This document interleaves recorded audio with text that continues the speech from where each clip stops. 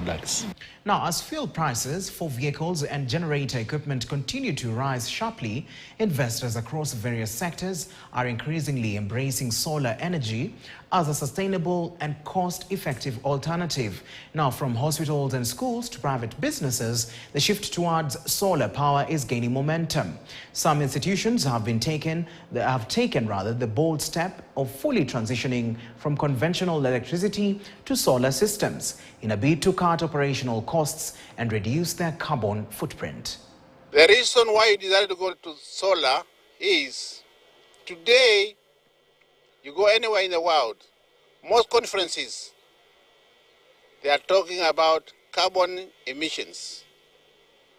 The recommendations are very simple: go green. We should be able to harness the beauty about solar energy to develop energy, green energy for most of our organizations. And here I'm talking about different kinds of industries. But we're also very passionate about hospitals because we are also working in tandem with the government. We want to bring down the cost of healthcare.